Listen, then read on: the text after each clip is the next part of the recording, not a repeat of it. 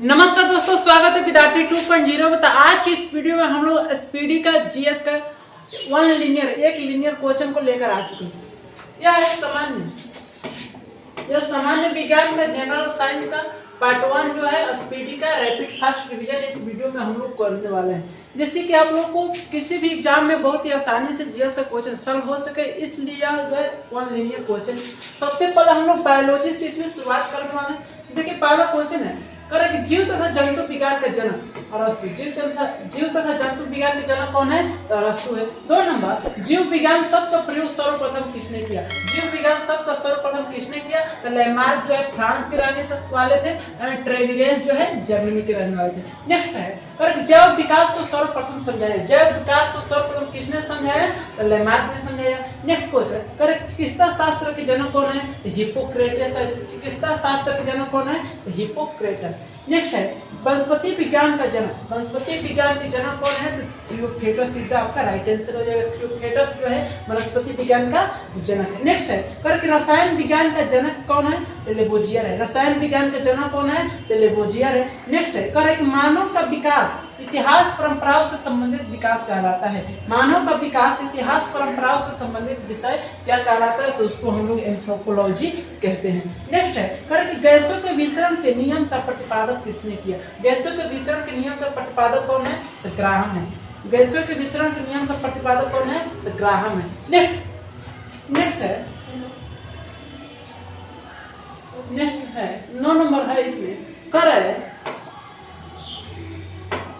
करे कि ग्रहों की गति के नियम का प्रतिपादन किसने किया? तो केपलर ने। ग्रहों की गति के नियम का प्रतिपादन किसने किया? तो केपलर ने। E बराबर mc स्क्वायर का रासायनिक समीकरण दिया। E बराबर mc स्क्वायर का रासायनिक समीकरण किसने दिया? तो इसका सही उत्तर हो जाएगा आइंस्टीन ने दिया।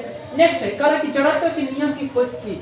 जड़त्व के नियम की खोज किसने की? तो गैलीलियो ने की। नेक्स्ट है करे कि गुरुत्वाकर्षण के नियम के प्रतिपादक कौन है? गुरुत्वाकर्षण के नियम के प्रतिपादक कौन है? तो न्यूटन है। प्रकृति वर्णन सिद्धांत के प्रतिपादक कौन है? तो डार्विन है। उत्परिवर्तन का सिद्धांत किसने दिया? तो ह्यूगो डी ब्रीज ने दिया। किसका सिद्धांत? उत्परिवर्तन का सिद्धांत। नेक्स्ट है करे कि नेचुरल सिलेक्शन का सिद्धांत दिया। नेचुरल सिलेक्शन का सिद्धांत किसने दिया? तो डार्विन ने दिया। आपको वन लीनियर क्वेश्चन आपको बहुत ही आसानी तरीके से याद हो जाएगा। नेक्स्ट है करे कि विकास के सिद्धांत के प्रतिपादक। विकास के सिद्धांत के प्रतिपादक कौन है? तो चार्ल्स डार्विन है। विकास के सिद्धांत के प्रतिपादक कौन है? तो चार्ल्स डार्विन है। नेक्स्ट है करे कि आनुवंशिकी के जनक है। आनुवंशिकी के जनक कौन है फ्रेंड्स? तो इसका सही उत्तर हो जाएगा ग्रेगर जॉन मेंडल। नेक्स्ट है करे कि मेंडल ने अपने प्रयोग के लिए चयन किया था। मेंडल ने अपने प्रयोग के लिए किसको चयन किया था? तो उन्होंने मटर के पौधों का चयन किया था। नेक्स्ट है करे कि आनुवंशिकता के विज्ञान को आनुवंशिकी कहा था।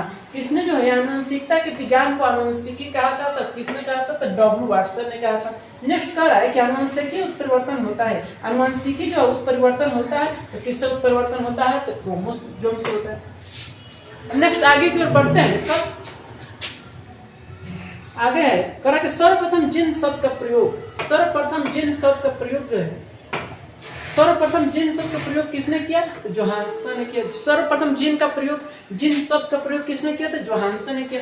नेक्स्ट है करे कि जिन अवस्थित होते हैं। जिन कहाँ पर अवस्थित होते हैं? तो गुणसूत्रों में अवस्थित होते हैं। फिर आगे है नेक्स्ट करे कि एक जीन एक एंजाइम सिद्धांत को प्रतिपादित किया था। एक जीन एक एंजाइम पूरे सिद्धांत को किसने प्रतिपादित किया था?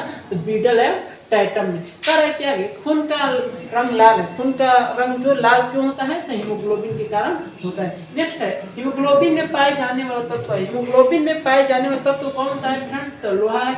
नेक्स्ट कर रहा है कि हीमोग्लोबिन यौगिक है। हीमोग्लोबिन क्या है? यौगिक है। किसका यौगिक है? तो प्रोटीन का यौगिक है। नेक्स्ट है कर रहा है कि खून का थक्का नहीं जमता है। खून का थक्का नहीं जमता है। तो किस रोग में फ्रेंड्स? तो हीमोफिलिया के रोग में खून का थक्का नहीं जमता है। नेक्स्ट है 28 नंबर कर कि शरीर के अंदर रक्त को जमने से रोकता है। शरीर के अंदर जो है रक्त को जमने से कौन रोकता है? तो हिपेरिन नामक जो प्रोटीन होता है ब्लड के अंदर, वो शरीर में रक्त को मतलब जमने से रोकता है। नेक्स्ट है हिपेरिन नामक प्रोटीन का उत्पादन होता है। हिपेरिन नामक प्रोटीन का उत्पादन कहाँ से होता है? तो यकृत के द्वारा होता है। हिपेरिन नामक प्रोटीन का उत्पादन होता है तो कहाँ पर होता है? तो यकृत के द्वारा होता है। नेक्स्ट है करे कि रक्त का अध्ययन कहलाता है। रक्त का अध्ययन क्या कहलाता है? तो हेमेटोलॉजी। रक्त का अध्ययन क्या कहलाता है फ्रेंड्स? तो हेमेटोलॉजी या इसको हम लोग सेरोलॉजी भी कहते हैं। रक्त का अध्ययन क्या कहलाता है? तो सेरोलॉजी या हेमेटोलॉजी। नेक्स्ट है रक्त के थाका बनने में सहायक है। रक्त के थाका बनने में कौन कौन सहायक है? तो इसमें इसका उत्तर क्या दे रहा है? तो प्लेटलेट्स जो है रक्त का थाका बनने में सहायक होता है। नेक्स्ट है प्लेटलेट्स की मृत्यु होती है। प्लेटलेट्स की जो मृत्यु होती है कहाँ पर होती है? तो प्लीहा में होती है। इसलिए हम लोग प्लीहा को ब्लड बैंक के नाम से जाना जाता है या रक्त का कब्रगाह के नाम से जाना जाता है। नेक्स्ट है नेक्स्ट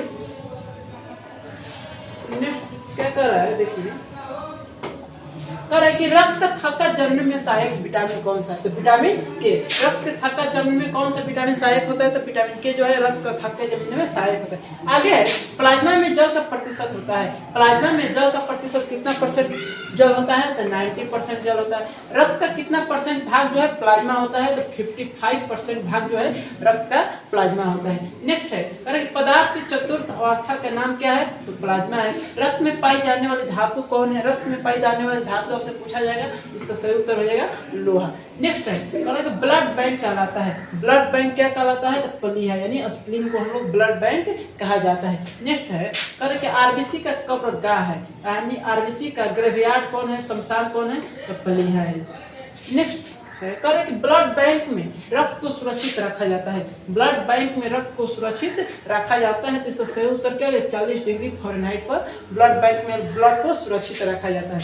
नेक्स्ट कि रक्त समूह होते हैं। रक्त समूह कितने प्रकार के होते हैं? तो 4 प्रकार के ए बी और वो आपका ये हो जाएगा। नेक्स्ट है कि रक्त समूह की खोज किसने की? रक्त समूह की खोज किसने की? तो लैंड स्टीनर ने की।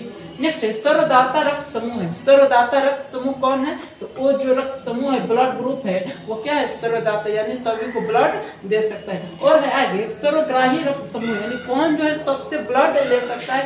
तो AB ग्रुप के जो व्यक्ति है वो सबसे ब्लड क्या कर सकता है? ले सकता है। नेक्स्ट की ओर बढ़ते हैं करके RH फैक्टर संबंधित है। करके RH फैक्टर जो है किससे संबंधित है? RH फैक्टर जो है ब्लड से संबंधित है। RH फैक्टर संबंधित है किससे संबंधित है? यह है ब्लड यानी रक्त से संबंधित है। RH फैक्टर की खोजकर्ता किसने की? यानी RH फैक्टर की खोजकर्ता कौन है? तो Landsteiner and Wiener. RH factor की खोजकर्ता कौन है? तो Landsteiner and Wiener. Next है रक्तचाप नियंत्रित होता है। रक्तचाप नियंत्रित होता है तो कौन ग्रंथि रक्तचाप को नियंत्रित करती है फ्रेंड्स? तो इसका सही उत्तर हो जाएगा एड्रिनल ग्रंथि जो है रक्तचाप को नियंत्रित करती है। नेक्स्ट है रक्त को शुद्ध करता है। रक्त कौन शुद्ध करता है? तो किडनी जो है ब्लड को शुद्ध करता है। नेक्स्ट का है रक्त के शुद्धिकरण की प्रक्रिया है। रक्त के शुद्धिकरण की प्रक्रिया को क्या कहते हैं? डायलिसिस कहते हैं। क्या कहते हैं फ्रेंड्स? तो डायलिसिस कहते हैं। नेक्स्ट है 50 नंबर मूत्र का निर्माण होता है। मूत्र का निर्माण होता है तो कहाँ में किसमें होता है? तो ब्रिक में होता है। नेक्स्ट है कि ब्रिक यानी किडनी का भार होता है। किडनी का भार कितना होता है फ्रेंड्स? तो 150 ग्राम होता है। कि मानव गुर्दे में बनने वाली पथरी बनी होती है। मानव गुर्दे में बनने वाली पथरी बनी होती है तो किसकी पथरी बनी होती है फ्रेंड्स? तो कैल्शियम ऑक्सीडेटों की बनी होती है। नेक्स्ट है रक्त दाब मापने वाला यंत्र है। रक्त दाब मापने वाला यंत्र कौन सा है? तो स्फिगमेनोमीटर यानी स्फिगमेनोमीटर से क्या मापा जाता है? तो रक्त दाब मापा जाता है। नेक्स्ट है कि हृदय से शरीर की ओर रक्त ले जाने वाली रक्त वाहिनी कहलाती है। हृदय से शरीर की ओर रक्त ले जाने वाली रक्त वाहिनी क्या कहलाती है? धमनी कहलाती है। क्या कहलाती है फ्रेंड्स? तो धमनी कहलाती है। नेक्स्ट है कि रक्त यानी रक्त क्षारीय होता है का पीएच मान होता है। रक्त क्या होता है? क्षारीय होता है तो उसका पीएच मान क्या होता है? 7.4 होता है। नेक्स्ट क्वेश्चन की ओर बढ़ते हैं फ्रेंड्स। नेक्स्ट इसमें दिया है कि सर्वप्रथम रक्त परिसंचरण का अध्ययन जो है सर्वप्रथम रक्त परिसंचरण का तंत्र का अध्ययन किया था। सर्वप्रथम रक्त परिसंचरण का अध्ययन किसने किया था? तंत्र का तो विलियम हार्वे ने किया था। नेक्स्ट है शरीर में हृदय की ओर ले जाने वाली रक्त वाहिनी कहलाती है शिरा यानी शरीर से हृदय की ओर रक्त ले जाने वाली रक्त वाहिनी क्या कहलाती है? शिरा। यदि वही पूछता है पिछले में क्वेश्चन में था कि हृदय से शरीर में रक्त ले जाने वाली वाहिनी धमनी और शरीर से हृदय में ले जाने वाली रक्त वाहिनी शिरा कहलाती है। नेक्स्ट है हृदय की धड़कन का नियंत्रण करता है। हृदय की धड़कन का नियंत्रण है कौन है? पेसमेकर जो है हृदय की धड़कन को नियंत्रित करता है। नेक्स्ट है जार्विक सेवन क्या है? जार्विक सेवन क्या है? तो इसका सही उत्तर हो जाएगा यानी कृत्रिम हृदय है। नेक्स्ट है शरीर में ऑक्सीजन का परिवहन। शरीर में ऑक्सीजन का परिवहन जो होता है कौन करता है? रक्त के द्वारा होता है। पित्त होता है, पित्त होता है। नेक्स्ट है पित्त होता है तो पीले हरे रंग का होता है। 62 नंबर कह कि क्षारीय द्रव जो पित्त है का पीएच मान होता है। क्षारीय द्रव जो पित्त है उसका पीएच मान कितना होता है? तो 7.7 होता है। नेक्स्ट है पित्त स्रावित होता है। पित्त जो है कहाँ से स्रावित होता है? तो यकृत के द्वारा स्रावित होता है। नेक्स्ट है 64 नंबर कह कि लीवर यानी यकृत में भविष्य के लिए कौन सी विटामिन भंडारित रहता है? लीवर यानी यकृत में भविष्य के लिए कौन सा विटामिन जो है भंडारित रहता है? आपका सही उत्तर हो जाएगा फ्रेंड्स ऑप्शन इसमें है यानी इसमें विटामिन ए हो जाएगा। यकृत में भविष्य में कौन सी विटामिन जो भंडारित रहता है? तो विटामिन ए। नेक्स्ट है पित्त जमा होता है। पित्त जो है कहाँ पर जमा होता है? तो पित्ताशय में आपका पित्त जमा होता है। नेक्स्ट है हाइड्रोफोबिया रोग कैसे होता है? राइट, हाइड्रोफोबिया जो रोग होता है वो रोग होता है किसके द्वारा होता है? कुत्ते के काटने से हाइड्रोफोबिया रोग हो जाता है। नेक्स्ट क्वेश्चन है इसमें 67 नंबर है आपका हाइड्रोफोबिया रोग होता है। हाइड्रोफोबिया रोग किससे होता है? तो विषाणु के द्वारा होता है। हाइड्रोफोबिया रोग किससे होता है? तो विषाणु के द्वारा होता है। किसके काटने से होता है? तो कुत्ते के काटने से होता है। नेक्स्ट क्वेश्चन है यानी नेक्स्ट इसी में लिनियर क्वेश्चन आपका 68 नंबर का विषाणु की खोज किसने की?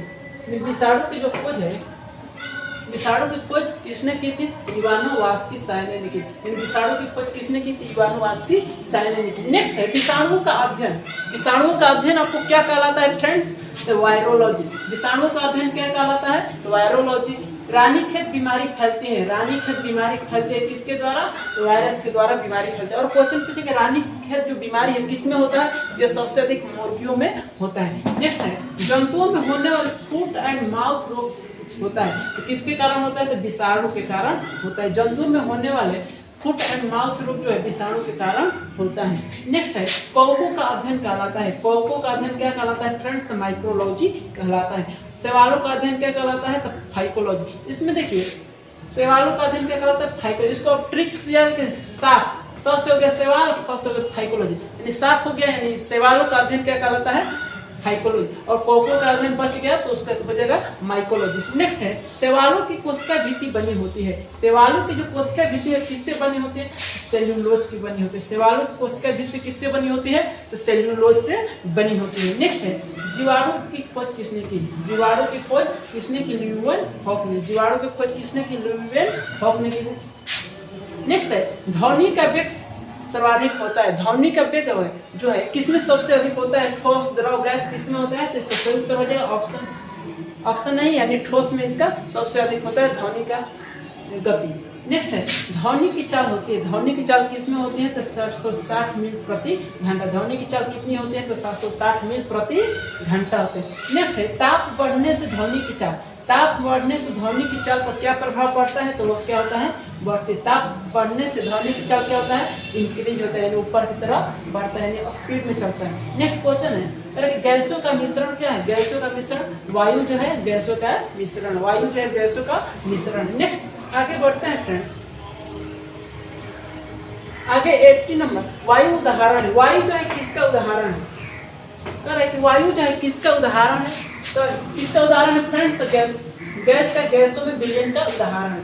वायु किसका उदाहरण? तो गैसों का गैस में विलयन का उदाहरण। नेक्स्ट है हवा में ध्वनि का वेग होता है। हवा में ध्वनि का वेग होता है 322 मीटर प्रति सेकेंड होता है। हवा में ध्वनि का वेग कितना होता है? 322 मीटर प्रति सेकेंड होता है। नेक्स्ट 82 नंबर हवा का वाष्प घनत्व होता है। हवा का वाष्प घनत्व कितना होता है? तो 14.4 होता है। इसका सही उत्तर क्या है? 14.4।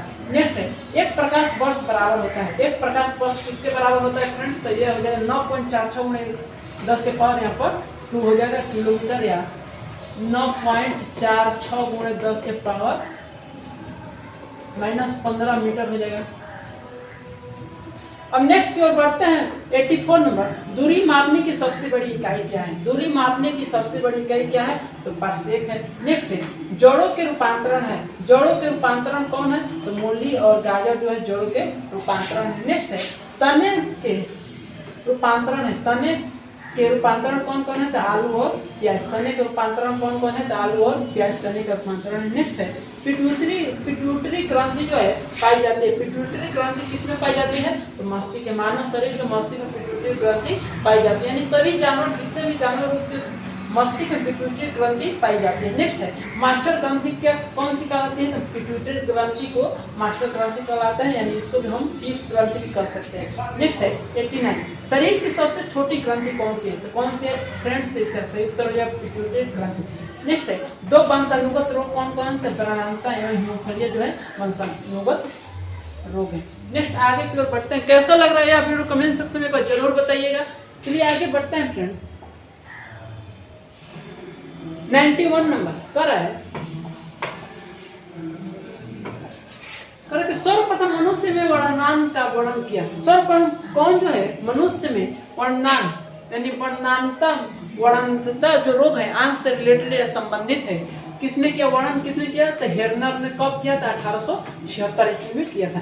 नेक्स्ट है करे कि एक वड़ान व्यक्ति में पहचान करने की क्षमता नहीं होती है। जब कोई व्यक्ति वड़ान से ग्रसित हो जाता है तो उसमें पहचान करने की क्षमता नहीं होती है। तो लाल एवं हरे रंग की, हरा एवं लाल रंग की पहचान करने की क्षमता उसमें नहीं होती है। नेक्स्ट है थायरॉक्सिन हार्मोन स्रावित होता है। थायरॉक्सिन जो हार्मोन है स्रावित होता है तो किस ग्रंथि से? थायराइड ग्रंथि से जो है थायरॉक्सिन नामक हार्मोन आपको स्रावित होता है। नेक्स्ट है जठर रस में पाया जाता है। जठर रस में पाया जाता है, क्या में पाया जाता है? तो हाइड्रोनिक अम्ल जो है आपको जठर रस में पाया जाता है। नेक्स्ट है लाइकेन में परस्पर सहजीवी मौजूद होते हैं। लाइकेन में परस्पर सहजीवी मौजूद होते हैं कवक और शैवाल। कवक और शैवाल जो है लाइकेन में परस्पर सहजीवी मौजूद होते हैं। नेक्स्ट है लार में पाई जाने वाला एंजाइम कौन सा है? तो टाइलिन है। टिबिया नामक हड्डी पाई जाती है। टिबिया नामक हड्डी पाई जाती है टांगों की। नेक्स्ट है मानव शरीर का वह जिसमें हड्डियों की संख्या सर्वाधिक होती है। मानव शरीर का वह जो है जिसमें हड्डियों की संख्या सर्वाधिक होती है, तो किसमें होती है फ्रेंड्स? इसका आंसर क्या है? औरली में सबसे अधिक मात्रा में हड्डी होती है। नेक्स्ट है प्रोटीन का पाचन होता है। प्रोटीन का पाचन कहाँ पर होता है? तो छोटी आंत होता है। नेक्स्ट है मनुष्य में पाचन प्रारंभ होता है। मनुष्य में पाचन कहाँ से प्रारंभ हो जाता है? तो मुख से है जो है पाचन का प्रारंभ शुरू हो जाता है। पचे हुए भोजन का अवशोषण होता है, किसमें होता है? तो छोटे आंत में होता है। नेक्स्ट है भोजन पचाने में सहायक होता है। भोजन पचाने में कौन जो है सहायक होता है? तो एंजाइम सहायक होता है। अब चलिए नेक्स्ट आगे की ओर बढ़ते हैं। आगे 103 नंबर करे कि एंजाइम की रचना होती है। एंजाइम की रचना होती है किससे होती है? एमिनो अम्ल से होती है। पाचन क्रिया में प्रोटीन बदल जाते हैं। 104 नंबर पाचन क्रिया में प्रोटीन बदल जाते हैं, किसमें? तो एमिनो अम्ल में बदल जाते हैं। नेक्स्ट है आहार नाल में स्टार्च के पाचन में अंतिम उत्पाद है। आहार नाल में स्टार्च के पाचन में अंतिम उत्पाद कौन सा है? तो माइटोज है। नेक्स्ट है शरीर में अमीनो अम्ल की संख्या होती है। शरीर में अमीनो अम्ल की संख्या कितनी होती है? तो 20 यानी 20 होती है। नेक्स्ट है शरीर में ऊतकों का निर्माण होता है। शरीर में ऊतकों का निर्माण किससे होता है फ्रेंड्स? तो प्रोटीन से होता है। हड्डियों और दांतों के निर्माण के लिए आवश्यक तत्व है। हड्डियों और दांतों के निर्माण के लिए आवश्यक तत्व कौन से हैं? तो कैल्शियम और फास्फोरस। सीधा राइट आंसर आपका हो जाएगा। नेक्स्ट है भोपाल गैस कांड यानी 1984 में रिसाव हुआ था। किस गैस का रिसाव हुआ था फ्रेंड्स? तो मिसाइल आइसोसाइनेट का रिसाव हुआ था, यानी MIC यानी मिसाइल आइसोसाइनेट का गैस का रिसाव हो गया था। नेक्स्ट क्वेश्चन 110 नंबर करे कि काला हीरा तथा काला शीशा किसको कहा जाता है? तो काला जो हीरा है कार्बोनेडो को कहा जाता है और जो काला शीशा है वो ग्रेफाइट को कहा जाता है। नेक्स्ट है जीवन रक्षक हार्मोन कहते हैं। जीवन रक्षक हार्मोन किसको कहते हैं? तो एड्रेनल को कहते हैं। नेक्स्ट है पौधों का मुख्य प्रकाश संश्लेषी अंग है। पौधों का मुख्य प्रकाश संश्लेषी अंग कौन सा है फ्रेंड्स? तो यह है पत्ती, यानी पत्ती से अपना क्या करता है? प्रकाश का संश्लेषण करता है। नेक्स्ट है फ्रेंड्स करे कि पत्तियों का रंग होता है। पत्तियों का रंग हरा क्यों होता है? तो क्लोरोप्लास्ट के कारण होता है। हरित लवण के कारण होता है। पत्तियों का रंग हरा क्यों होता है? तो क्लोरोप्लास्ट के कारण होता है। नेक्स्ट है पत्तियों का रंग पीला होता है। पत्तियों का रंग जो है पीला क्यों हो जाता है? तो कैरोटीन के निर्माण के कारण जो होता है पत्तियों का रंग पीला होता है। नेक्स्ट बढ़ते हैं फ्रेंड्स। नेक्स्ट बढ़ते हैं 115 नंबर है आपका। 115 नंबर है पर्णहरित यानी क्लोरोफिल। जो पौधवाहित यानी क्लोरोफिल जो है में उपस्थिति मुख्य धातु है। क्लोरोफिल में कौन सी धातु मुख्य रूप से उपस्थित होते हैं? तो मैग्नीशियम। नेक्स्ट है वायुमंडल में ऑक्सीजन की मात्रा संतुलित होती है। वायुमंडल में ऑक्सीजन की मात्रा संतुलित होती है किसके द्वारा? प्रकाश संश्लेषण के द्वारा ऑक्सीजन की मात्रा जो है संतुलित होती है। नेक्स्ट है पेड़ व पौधों द्वारा खाना तैयार करने की प्रक्रिया है। पेड़ व पौधों द्वारा खाना तैयार करने की प्रक्रिया कौन सी है? प्रकाश संश्लेषण, फोटोसिंथेसिस के द्वारा पेड़ पौधे अपना भोजन का निर्माण करते हैं। नेक्स्ट है प्रकाश संश्लेषण की आवश्यक है। प्रकाश संश्लेषण के लिए पेड़ पौधों को कौन कौन सी आवश्यक सामग्री होती है? तो एक होता है CO2 हो गया, जल हो गया, क्लोरोफिल और सूर्य का प्रकाश इत्यादि आवश्यक है। नेक्स्ट है प्रकाश संश्लेषण की क्रिया सबसे अधिक होती है। प्रकाश संश्लेषण की जो क्रिया सबसे अधिक किसमें होती है? तो लाल रंग के प्रकाश में सबसे अधिक प्रकाश संश्लेषण की क्रिया होती है। नेक्स्ट और लास्ट क्वेश्चन है फ्रेंड्स, करें कि इस प्रकाश संश्लेषण में ऑक्सीजन निकलता है यानी उपचयन होता है। प्रकाश संश्लेषण में ऑक्सीजन किससे निकलता है? तो जल से प्रकाश संश्लेषण में ऑक्सीजन निकलता है। तो कैसा लगा ये आप लोग यह वीडियो? एक लीनियर क्वेश्चन आप लोग कितना याद हुआ फ्रेंड्स? तो फिर मिलेंगे नेक्स्ट वीडियो में नए एनर्जी नए जोश के साथ। जय हिंद, जय भारत।